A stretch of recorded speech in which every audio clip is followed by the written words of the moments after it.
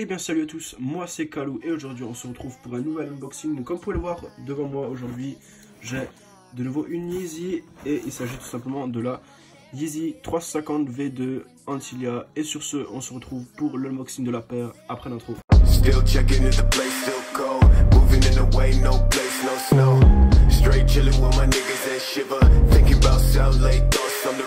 Donc voilà les amis, on se retrouve aujourd'hui en ce dimanche ensoleillé pour une nouvelle vidéo. Donc aujourd'hui je vous présente donc la Yeezy Boost 350 V2 Antilia. Donc la paire est sortie en juin 2019, le 22 si je dis pas de bêtises, au retail de 220 € et est disponible également au modèle réflective. Et ceci c'est la non réflective.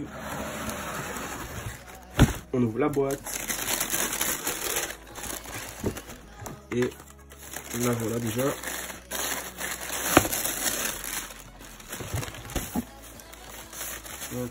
La boîte.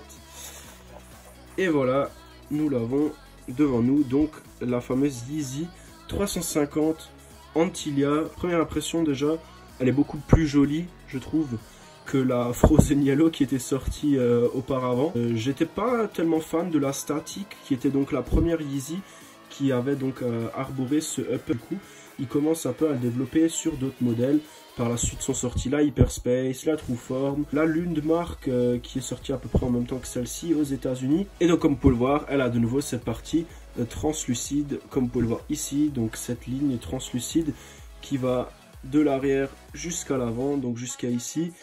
Une très très belle paire, une semelle couleur Ice, donc qui est un peu jaunâtre, semblable un peu à la semelle en fait de la Yeezy Butter pour ceux qui l'ont connue. Je dirais que la semelle est quasiment la même, avec donc une gum sole qui a donc une partie un peu rosée donc sur la partie basse. Donc je dirais que c'est quasiment la même semelle que la Butter si je dis pas de bêtises. La Yeezy 350 V2 Antilia n'a pas de languette, donc de pull tab, comment ils appellent ça chez les Anglais. Au niveau du talon, donc elle est totalement délivrée de cette languette. Certains la trouvent moche, d'autres trouvent que ça fait bizarre quand elle n'y est pas. Moi je suis plutôt partagé, ça dépend les modèles en fait. Je trouve que sur celle-là ça la rend pas forcément plus moche. Et d'ailleurs si je dis pas de bêtises, la Butter avait justement un pull tab et celle-là n'en a pas. Comme vous pouvez le voir ici au niveau du heel tab, donc cette grosse couture comme d'hab avec du fil jaune, ce upper donc qui match du jaune et du gris voilà, très propre, donc un motif plutôt réussi hein. Après bon, c'est le même motif qu'il y avait déjà sur la Yeezy Boost Static, donc dans sa version non réflective, qui était d'ailleurs aussi la première Yeezy également à porter la version réflective, donc qui est avec tous les petits diamants en fait qui réfléchissent la lumière. Par contre, ce qu'on ne peut pas lui reprocher, c'est qu'également elle possède les lacets réfléchissants. Donc là vous les voyez, les lacets réfléchissants sont bien présents sur celle-là. Et comme vous voyez, un peu la matière plastique réfléchit aussi un peu comme des diamants. Donc c'est plutôt joli. Voilà, à la lumière. Donc comme vous pouvez voir, les lacets réfléchissants. En plus des lacets réfléchissants, elle a un intérieur qui est complètement jaune et d'ailleurs elle ne perd pas ses bandes réfléchissantes donc au niveau de l'intérieur, comme toutes les Yeezy, des bandes 3M donc qui sont incrustées hein, donc vous les voyez ici, elles sont posées par dessus, on peut les sentir. Et bien sûr l'intérieur de la semelle, donc la semelle intérieure est jaune pisse, voilà, avec donc la mention Adidas Yeezy à l'intérieur. On peut la sortir une fois la semelle, mais non, ça ne changera pas grand chose. Pour voir ce qu'il y a à l'intérieur, je pense que vous avez pour la plupart déjà vu une Yeezy dans l'intérieur. Donc là vous avez la semelle et l'intérieur qui est comme d'habitude avec cette cage en plastique et donc ces petits trous, on voit souvent les traces de colle. Et donc vous avez le papier au bout de la semelle. À part ça, franchement à l'intérieur de la paire rien ne change, c'est quasiment toujours la même chose. Ce qui avait été aussi remarqué, c'est que les étiquettes des Yeezy ont également changé donc au niveau de la partie papier. Donc maintenant nous sommes sur une texture en carton mat et l'étiquette en elle-même a changé également par rapport aux premières V2 qui étaient sorties.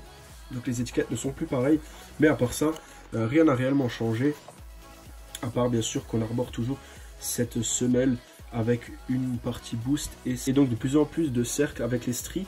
Donc ces cercles avec les stries que beaucoup de gens désignent comme étant un repère pour identifier les contrefaçons et les modèles legit de la Yeezy. C'est vrai que sur les premiers modèles, il n'y en avait pas autant que sur les derniers.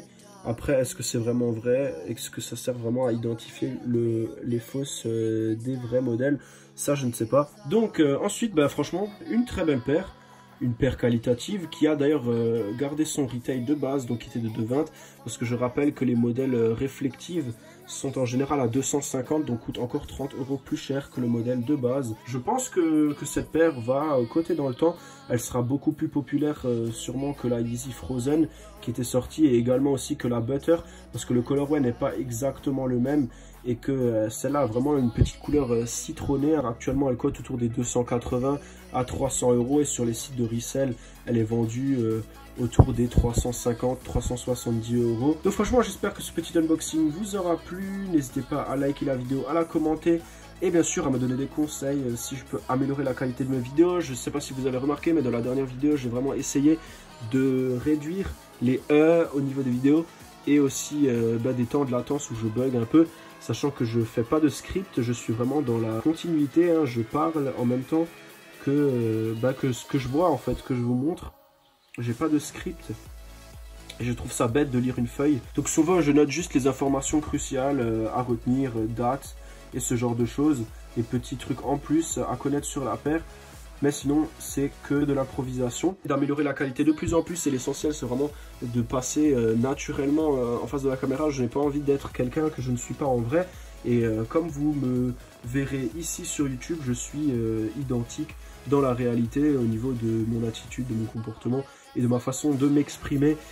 Voilà. Donc j'espère vraiment que cet unboxing vous aura plu. N'hésitez pas à liker encore une fois la vidéo, à la commenter et à vous abonner. C'est gratuit, je le rappelle toujours. On atteint doucement les 1300 abonnés. J'ai vraiment hâte d'y être.